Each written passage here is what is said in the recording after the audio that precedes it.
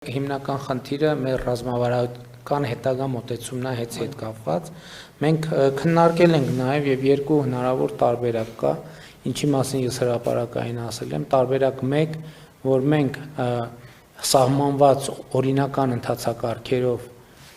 հետը ամբողջությամբ դարձնենք պետական սեփականություն, որից հետո շատ կարևոր բան է, պրոֆեսիոնալ կառավարիչ ոլորտի հրավիրենք որ կառավարի, այսինքն կոնցեսիոն սկզբունքով ենթակառուցվածքը մնում է պետական սեփականություն,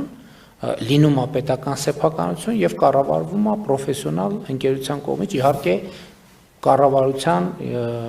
վերահսկողության ներքո։ Երկրորդ տարբերակը, եթե տեսնենք, որ սա ինչ որ պատճառով անհասանելի է, որովհետեւ այնուամենայնիվ մենք ընկերությունը վերցնելու համար պետք է վճարում իրականացնենք, այդ վճարում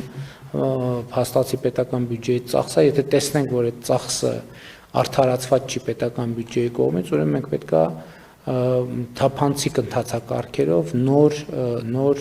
ներդրող ներգրավենք։ Ես ուզում եմ անկեղծ ասեմ, ինձ համար լավագույն ցանկալի տարբերակը առաջի տարբերակն է։ Ճիշտ ասած, ես կցանկանամ։ Հա, բայց այդտեղ ֆինանսական հարց կա, որը բյուջետային ֆինանսական հարց է, որտեղ մենք ռազմավարական առումով այս հարցը կլուծենք, դուրս կգանք եւ այլ խնդիր երկարաժամկետում էլ մեր երկրի առաջ այդ ռիսկերը բան կանենք, կնվազացնենք, որովհետեւ եթե նույնիսկ ենթադրենք, որ կառավարիչը կարող է նկատի ունեմ կոնցեսիոների հետ խնդիրներ լինեն, այնտեղ հեշտ է մեր սեփականությունն է, մենք ամբողջությամբ լիազորությունները կարող ենք ունենալ։ Եվ հիմա քննարկում ենք, այստեղ կարևոր է ընկերության օբյեկտիվ գնի դուրսբերումը, այն օբյեկտիվ գնի, որը պատկերավոր ասած օբյեկտիվ օտարման գին կարող է լինել, իհարկե որոշ նրբություններ, որովհետև այդ ձեր բոլոր ասած գործոնները ազդում են իհարկե։ Ուղղակիորեն։ Ազդում են նաև են, որ ընկերությունը փաստացի այնպիսի գործողություններ արե, որ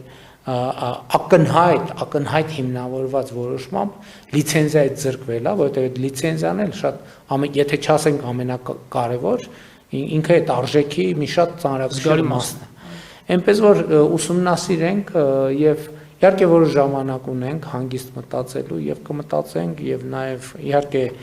ձեր տված ձեր